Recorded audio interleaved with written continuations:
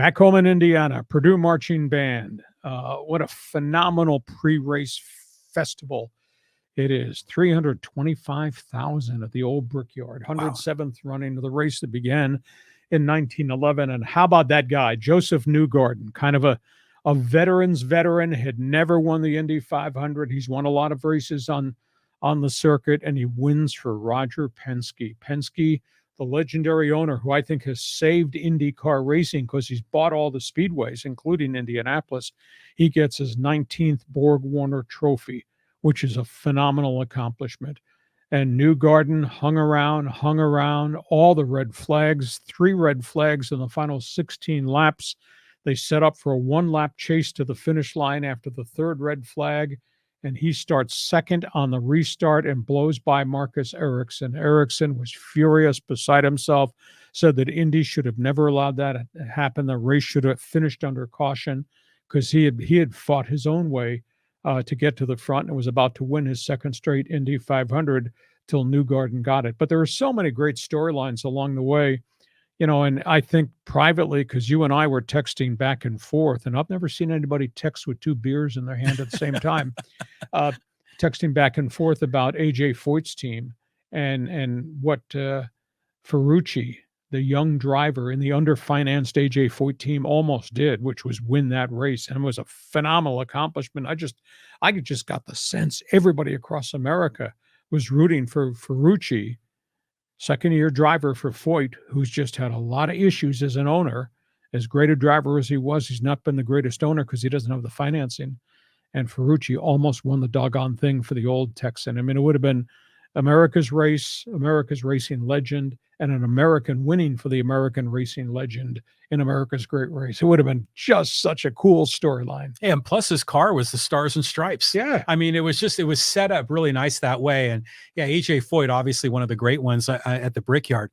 But it was weird, all these caution flags, and you don't want to end a race on a yellow flag. But wow, like 1 lap sprint. I mean, anything can happen just based on, how there was a deal where you have to build momentum going into the start, and you can't drag your feet, right? I mean, the one guy got penalized. Yeah, slingshot. Yeah. He slingshot past him. That's what Newgarden did. And there were so many controversies. To get to your point, NASCAR changed the rules about, I'd say 5 to 7 years ago, where if you have a bunch of cautions at the end, they will go to what they call a green, white, checkered race. You'll run 2 laps at the end. It'll be a shootout. Oh, nice. Indy did, but if Indy wants to act that way, then put it in the rule book so everybody knows. This kind of came out of nowhere, that they're red flagging this thing for 1 lap. And Ericsson was just beside himself that they invoked this rule that had never been invoked before. But boy, the storylines of the race were just crazy. When we talked last week and when we did our Indy 500 preview, I talked about the front row and how this thing might fall. And I remember telling you specifically about the guy starting in the middle of the front row, Rinus VK out of the Netherlands, that he's fast and he's dangerous and he wrecks.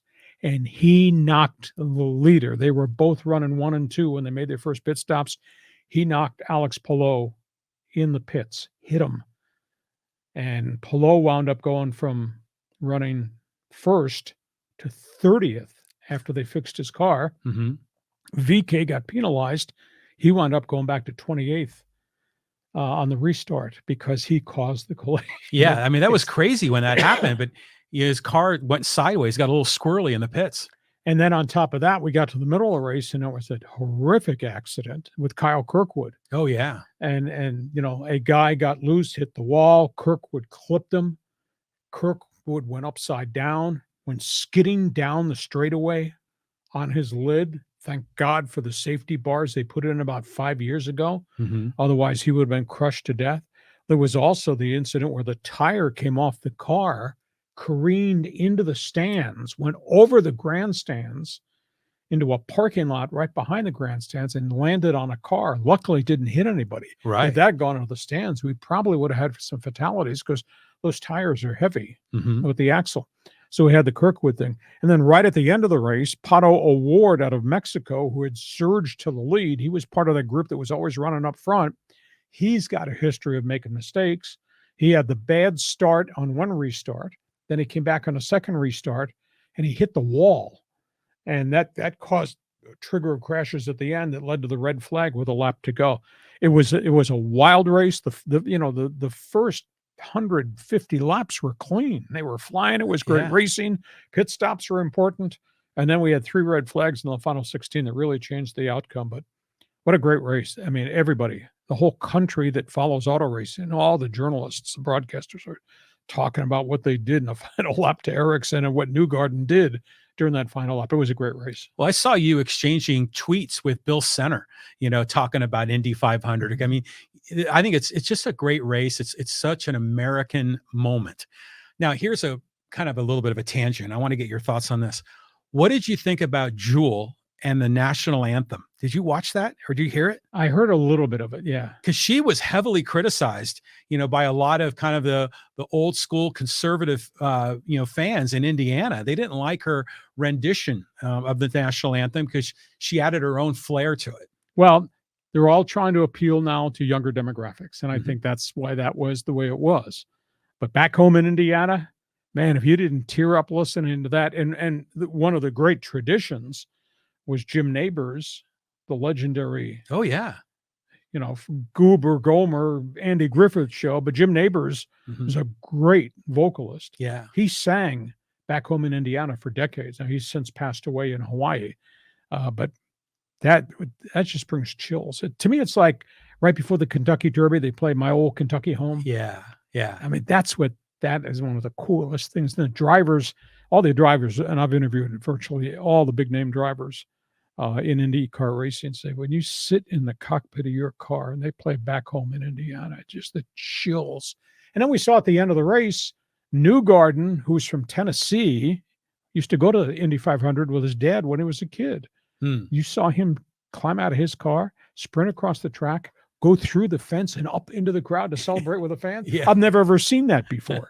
Well, then they were showing shots of his wife, and then the other racer's wife, and they're like stressing out in the pits, the whole thing. So it was a lot of fun, a lot of really interesting storylines to this race, but it's an event, it's this pageant that really makes it so special. It's the Kentucky Derby. It's the Masters. It's the Super Bowl. Yeah. It's just something, it's a slice of Americana. So, all right.